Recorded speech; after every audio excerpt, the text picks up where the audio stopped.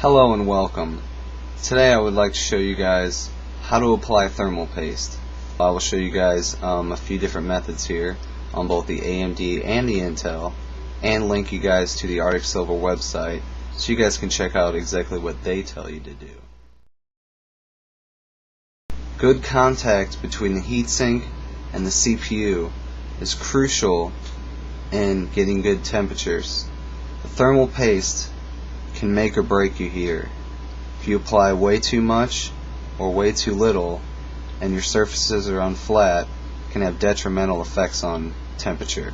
Not saying your CPU or graphics card will die, but it's never good to have higher than normal temperatures since it's such a small thing to just change, add a little bit more, take a little away.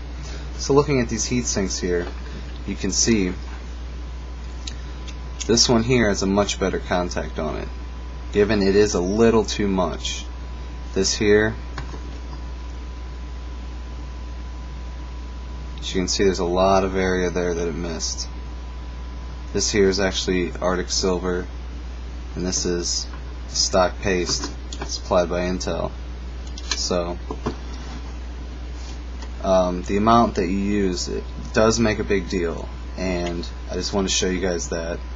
And now let's go on to actually applying it, the different ways you can apply it, and what I think. Okay, here we're looking at a AMD Athlon chip. This actually happens to be a socket 939, but I will use it for the example. Now, there's many ways to apply Arctic Silver, but I've used one or two ways, and the one way I think is a lot better and it's a lot easier. Basically, what you want to do, and I'm not actually going to use thermal paste because I kind of find it pointless, but you'll get the point here. You apply a very small amount, and there's always a way to test this. A lot of people will just shoot some on there, put the heatsink on. Well, my temperatures are bad. Well, okay, well, test it next time, see what it looks like when you apply different amounts.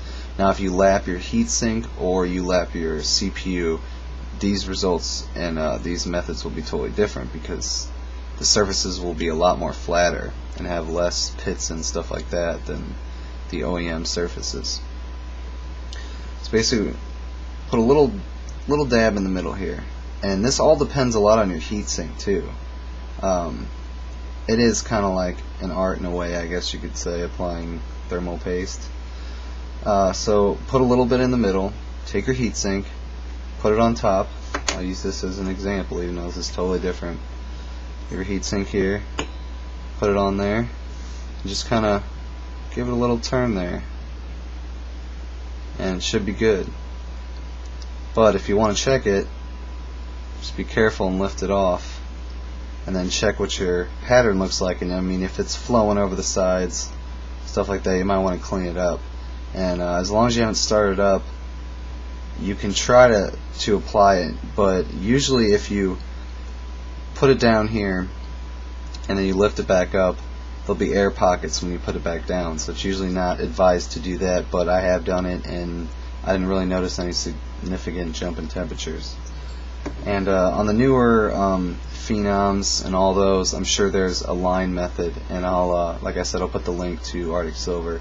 But I always find the most common method that a lot of people say is put some in the middle and then use a credit card and flatten it completely out, which if you do it the right way, it can work, but like I said, I use the dab in the middle method.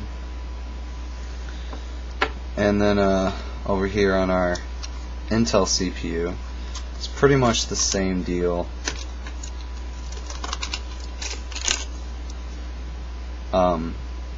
Depending on what model of CPU you have, whether it's single core, dual core, quad core, you do the line method as well. But like I said, what I do is just I put the dab in the middle and I put my heatsink down. I mean, I've done this quite a few times, so I know exactly how much.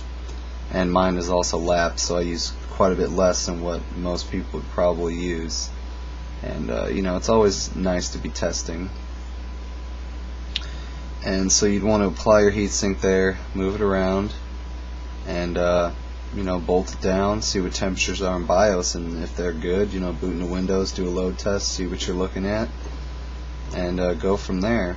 But I mean, it doesn't hurt to, like I said, put the heatsink on and move it around and take it back off. I mean, what are you wasting a little bit of thermal paste, which in the case of what I'm doing here, it would be pointless because these CPUs here are not going to go in any systems anytime soon, so putting thermal paste is kind of a waste. But if you're actually using a computer that you're planning on using and actually working on, and it will be operating, then yeah, it's definitely worth, because they usually give you enough for quite a few applications. And I know there's other manufacturers, like this is Thermalright CF2, and this is an AeroCool one. It's basically the same thing, and I find a lot of times with the individual setups, it's kind of like with overclocking. I mean, just the different way people do things, and cleaning is the biggest thing too. I mean, if your CPU is really dirty, it doesn't really matter what thermal paste you use or what kind of method you apply it, because it's still never going to get you the best temperatures you get. And if you're really worried that much about dropping temperatures, you need to either get a better cooler or lap your existing cooler and or CPU, because that drops temperatures a lot more than thermal paste. But then again, like I said, it depends on your setup, and if you're putting a whole lot on there or a little bit. Like I said, it's just as easy as taking your heatsink on and off. I know some heatsinks might be a little harder, but it's worth, once you finally boot up and the temperatures are good, you're good to go. Especially with Arctic Silver, there's a break-in period, so it really helps out. And that's about it, guys. Hope you guys enjoyed this video. I hope it taught you a little something about how I feel on thermal paste, because I see so many videos and I've made one myself, and it just I just decided I'd go and show you guys how I do it instead of just what the suggested method is. So thanks a lot, guys, and see you guys later.